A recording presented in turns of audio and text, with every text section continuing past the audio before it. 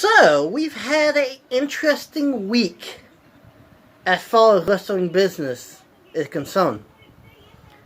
And it was not just one company. I am joined by Hardcore Christopher, who is trying to pull up. I got the card. That's all we need I is got just. the card.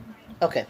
So, first we're going to touch on Anthem Entertainment purchasing a majority stock in Access TV.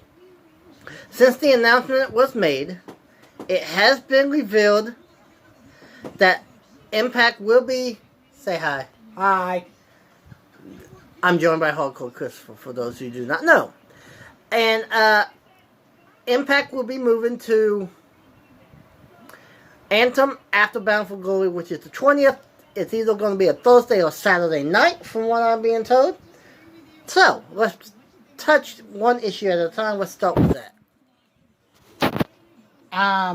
First off, I'm glad that Impact is getting off Pursuit. Maybe not completely, and I will touch on that in a minute. Well, Pursuit's give them all kind of issues, so. Oh, just keep going. But as far as Access, I like it. I do too. I just don't understand why they just didn't buy out the other guy that has a 50% stake in the Pursuit network. Well, here's the thing. Pursuit isn't in as many homes as Access, so Access was a smaller business. But I did say that they may not be leaving Pursuit completely. There was talk about doing a secondary show, and it could be on Pursuit, so we will see how that boils down to. So basically like WCW, Nitro, and Thunder? Yeah, pretty much. But I don't know if it's going to be a 2 or 1 hour broadcast. I honestly think, consider creating a brand new show, they should just put Explosion on the air in the U.S. Okay, second issue of the day. I know we're going to go through these pretty quick so we can give our prediction on the matches. Is WWE trying to buy the library only of CMLL, the oldest wrestling company around, older than WWE, NWA.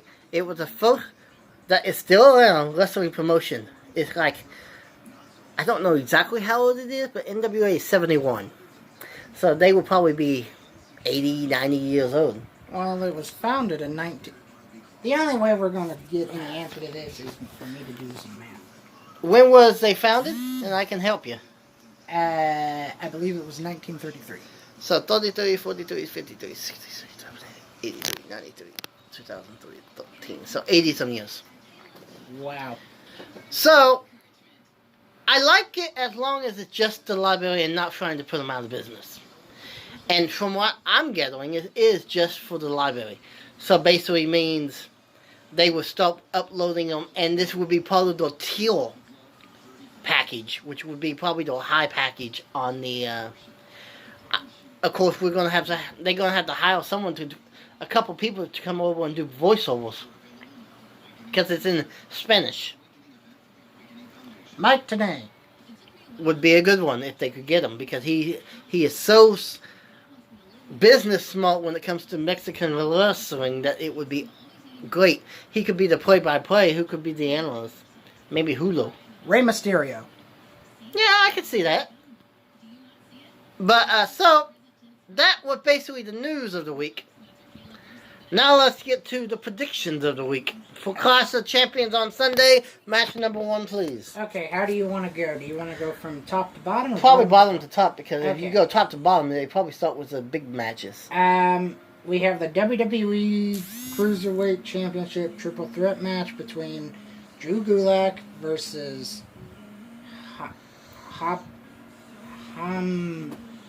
Where you at? right there. Gulak versus Hambletta. Colt Versus Lince. Dorero. I Yeah. think Drew keeps the belt. That's just a show together. I'm gonna go Drew. Next. WWE Women's Tag Team Championship match: Alexa Bliss and Nikki Cross versus Mandy and Sonya, aka Fire and Desire. I think Alexis and Nikki going to keep them just for the simple fact they allow Fire and Desire to pin them on a SmackDown. And usually when that happens, they go the opposite direction for the title match. I agree. Well, the entire thing of Mandy calling Nikki ugly. Come up with something new. Yep. Okay, what's next? New Day versus Revival. New Day all the way. Unless Orton gets involved, and then maybe the Revival gets another shot, but I don't think so. I think New Day. Nakamura, Miz. The Miz. New champion. Shinsuke just because of Sammy. I hope not. Next! United States Championship match. AJ Styles versus Cedric Alexander. AJ.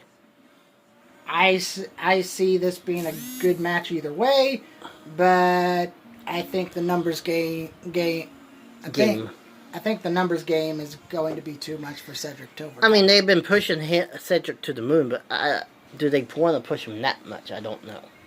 Okay, now we have the first of two matches featuring these guys. The Universal Champion and Tag Team Champion, Seth Rollins, and his tag team partner, Braun Strowman, versus Ziggler and Rude. Well, normally I would say that Rollins and Strowman would win hands down. But do we get a heel turn by Strowman maybe, and he turns on Seth and costs the belt? So I'm going to go on out and say we get a heel turn and new tag champions. I say that as well. There will come a time in the match that something happens where maybe Seth accidentally hits Strowman, and then that's what happens. Okay, go on.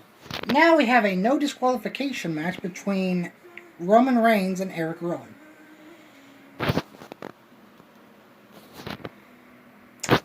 I'm going to say Rowan because he... But then again, he did get the... He beat... This will be his coming out party, so to speak. Whether or not they let him win his coming out party is going to be a question mark. But I think I'm going to have to give it to Rollins. Okay, what's next? We have the SmackDown Women's Championship match between Bayley and Charlotte. If Bayley didn't just recently turn, then I would say Charlotte. But with Bayley turn, I'd say they give it to Bayley at least 1 month. I say Bayley. Now we have the other half of the Boss and Hug connection. Becky Lynch versus Sasha Banks. Becky and Sasha. Sasha.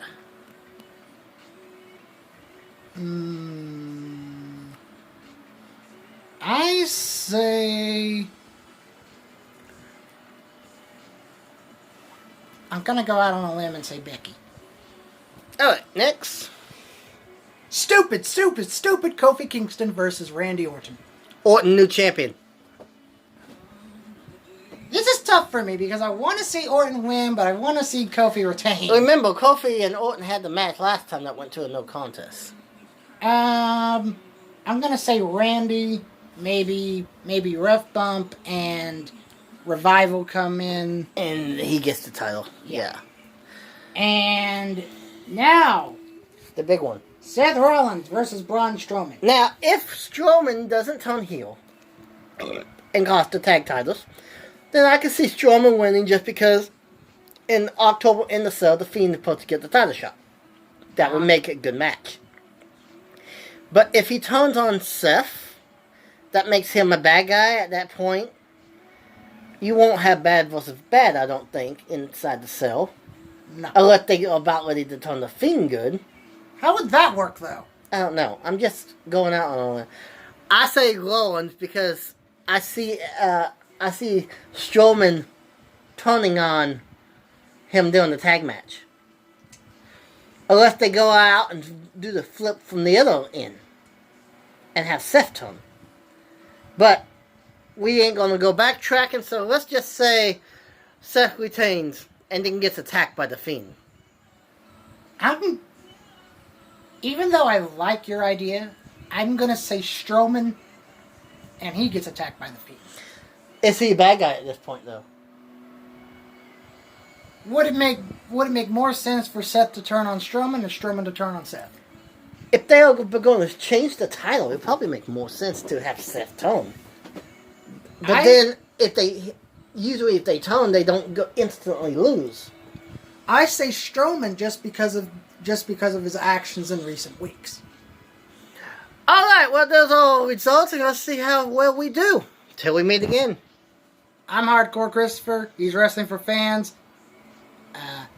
You know our outros already. Bye, everyone. Cheers.